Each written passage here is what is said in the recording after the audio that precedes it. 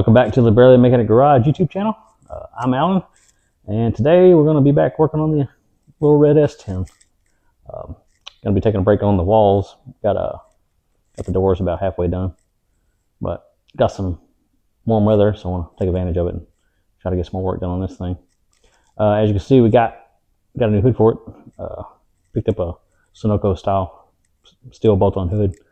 Got a good deal on it, so worked out there.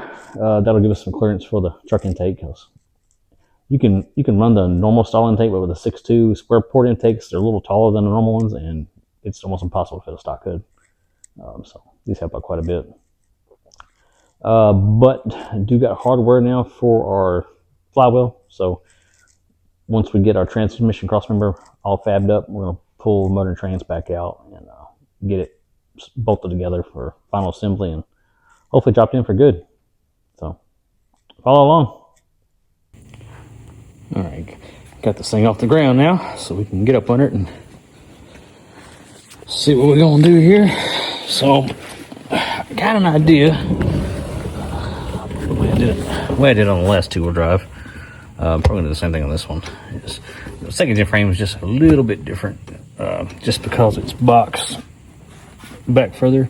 So on the first gens, they're open right through here. So the last one I did, I made one here, and I could reach in here with nuts and bolts and bolt it up on both sides. Which this side over here is the same as far as where the crossmember goes, but this side here makes it a little more tricky since you can't do the back side of it. So what I'm thinking is, let me get over here to my metal here. Gonna have our tubing here for our crossmember. Gonna run it across the frame here, and of course on the ends here, gonna take some angle iron we got, like so, and of course bring it out wider on both sides so we could put some bolts in it. And we're gonna double layer it and make us a bracket to weld to the frame here, and then to both sides with angle, and then we can just plop this dude up here and bolt it straight to that, and we got us a crossmember. So try to get that mocked up real quick and see if that's a viable solution or not. So sweet.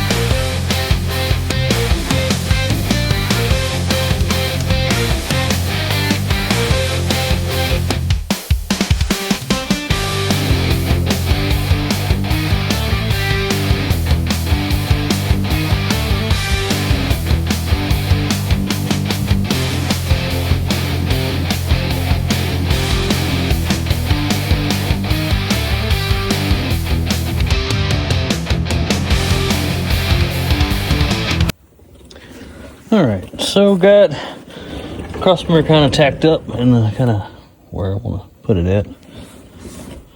But yeah, my idea is square these up still, but gonna weld this angle to the frame on this side and this angle to this one on this side, and then we'll drill some holes here, and then the crossmember will slide right up into there, and we'll bolt it up on both sides. And pretty simple.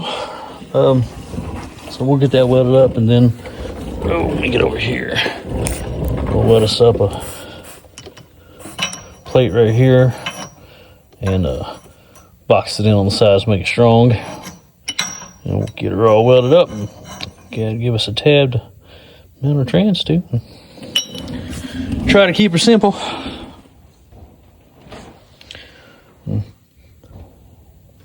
Good thing about having it like this too, if you ever decided you want to make this thing more racy, you could weld a drive shaft loop off of this, so you can come out here, and it usually has to be, I think, anywhere from 6 to 12 inches or something, like I can't remember, from the U-joint back to in case of drive shaft, so you can come off of this with the hoop. So kind of planning for the future in case decide to go that route. But yeah, we'll finish. We get all this stuff, get the paint off this frame, and get those brackets welded on, and try to get this part buttoned up. All right, got our cross member all tacked up into place here. So, like I said, my thought was I'm gonna finish welding these brackets here to the frame, and then we can just bolt them together just like so. Just slide it up in here. Oh, try to keep it as simple as possible. Do it on both sides there. And I'll probably come up with, like I said, a little triangle brace here on both ends, just to probably overkill, but help brace this up a little bit. And I'll do the same thing here. I probably want to do it here because this tube will brace this thing up. And we got our pad all tacked up for the mount here, and so I will box this just to keep this from, you know, fatiguing and bending down. But yep, try to keep her simple. Did also want to leave enough room to get exhaust up in here, because I plan on doing a dual 3-inch with the next pipe right through here, and want to have room to keep that above the crossmember here to keep it from below, but I want to try to keep everything above the frame so that way nothing's hanging too low. Yeah, we'll get this thing out and get her fully welded up, get the frame mounts fully welded up, and get it painted up, and go from there.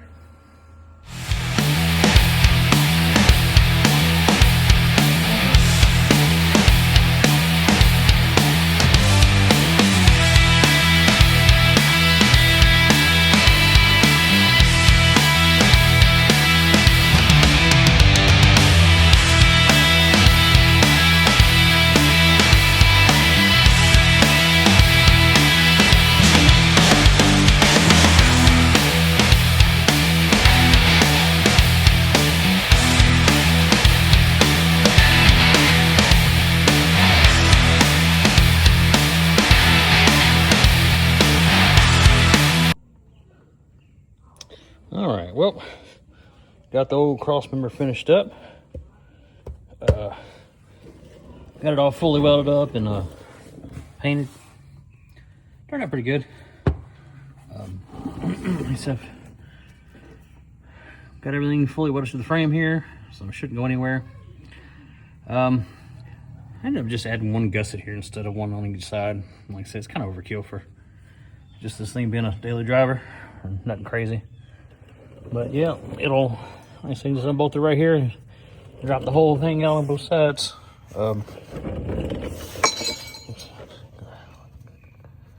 Just ended up boxing this part of it in as well, so should be plenty strong for, like I said, for what it is. But so yep, got that all done. Sweet.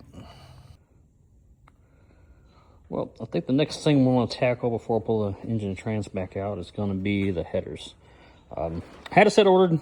They got lost, so I just ended up canceling the order. But before I order another set, I think I'm just going to try to get a fascia manifold to work on this, because they'll flow just as much as a shorty header will. I mean, it's not really a power restriction or anything. I got it to work before on my 4-wheel drive, but of course the frame's a lot more open here. You don't have to worry about the control arm, because on the 4-wheel drive, you're on the outside of the frame. So I think if I cut, like I did with the 4-wheel drive, cut it off right here and put a V-band on, I think that'll give us plenty of room to go between the frame here. I still got to cut the ear off of this trans, but let's say when I get it back out to do the torque converter and stuff, I'll go ahead and do that, get that trimmed up, and that should give plenty of room to run some exhaust down through there. But I'm gonna get to cut this thing up and see if we can make it fit.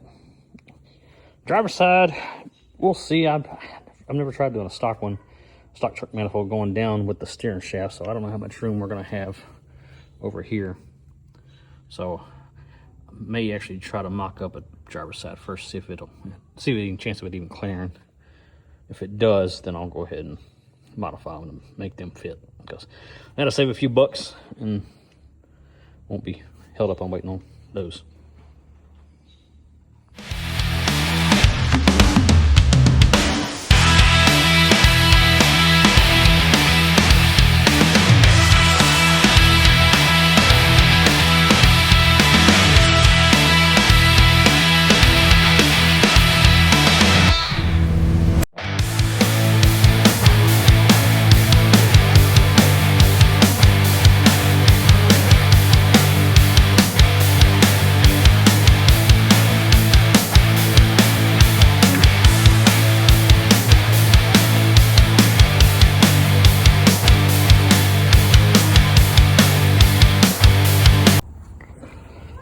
Well, managed to get this thing on, and actually fits pretty good. I had to grind all these off, of course, but I'm gonna have to weld that one up because it's a little thin.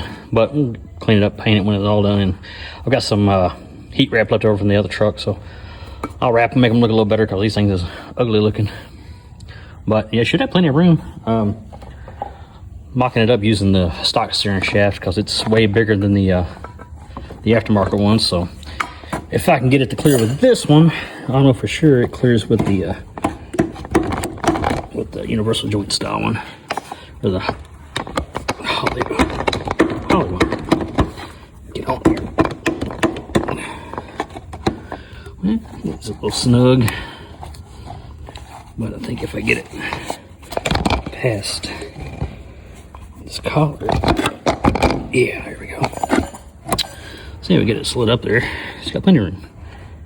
I don't have a gearbox yet, so don't exactly remember how far the input shaft sits, so may have an issue there, but it could be kind of close. Get this thing out of the way.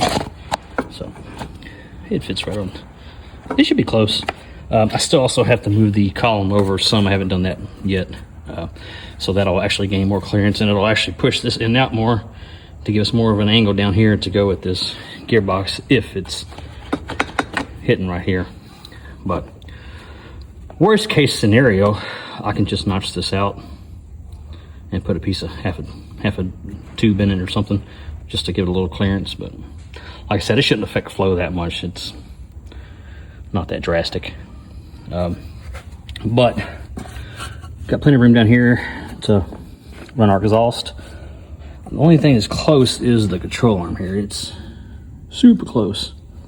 So it's at full droop right now, so it may actually touch when it at right height. I'm not sure yet, but worst case there, I can go through in here and trim a little bit of this off. It's not gonna hurt anything. But the plan is to get a piece of 3" right here, and this one hands here.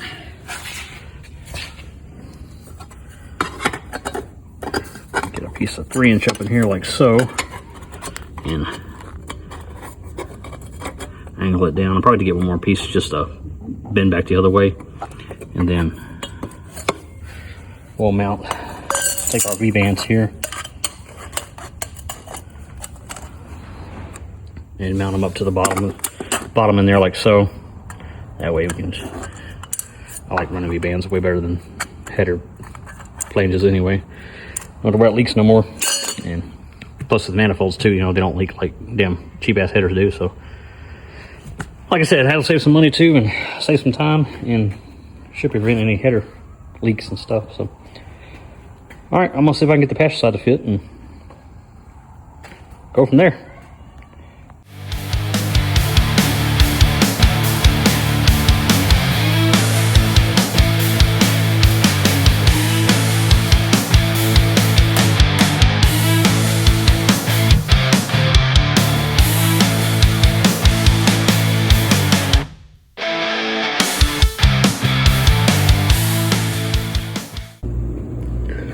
Well, been a little busy on this thing.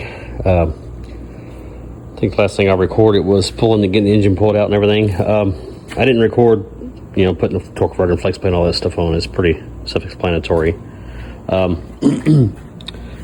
Did end up trimming up the, let me get my light here. Well, all right. Did get the ears off the trans trimmed up there, so got them all cut back flush with the block. So we got plenty of room for exhaust now. Got a starter bolted on just for, so we can mock up the exhaust and manifolds here. Did get our new steering shaft in. So one of those cheapy Amazon units. Well, I've used a couple of them before. They were decent. Just be sure you Loctite all the damn set screws. There's like 100 of them on here, and they do back off. So you can even swap these out with lock nuts, which would probably be the preferred thing, along with Loctite, just to rather be safe than sorry. But yeah, we also got it trimmed up on this side too. So got plenty of room for activities now. I did go ahead and get one of the manifolds mocked up. Not 100% sure if I'm gonna run this thing or not, but just as you saw, I cut the end off the manifold. Got us some stainless on here, or mild stainless, and got it all tacked up with a V-band down here. And it fits okay. Slide this dude just like so. Get our bolts up here. Oh, hold on a minute. I'll get back to you in just a minute. Okay, back. So yeah, we got her bolted up here. Got plenty of room on this side. Control arm. Plenty of room between the cab and everything. So get this thing fully welded up and get all this stuff here cleaned up and smoothed down and somewhat look better, and get them painted and wrapped, and they'll look a little better. But just want to see how they do for now. And like I said, if we decide to put a cam or something in this thing, we'll go ahead and put some long tubes on it. But yeah, comes up right there. Got plenty of clearance. Clearance. And plenty of room here, so we can just get us another V-band and finish our pipe and run her all the way back there. But like I said, finally got our flex plate in and torque converter and all that stuff's in for good. Got the trans and motor bolted in for good.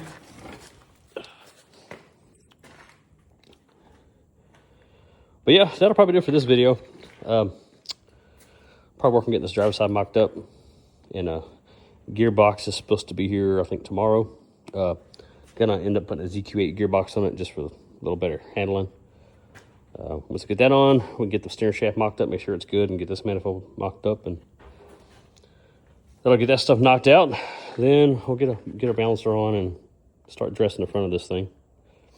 And yeah, we're getting there. Heater box, that should be ordered next week, so we should have enough. Make sure we got clearance for that. One good thing about using the stock manifolds, we can use regular old stock plug wires and don't have to use the we're at angle ones.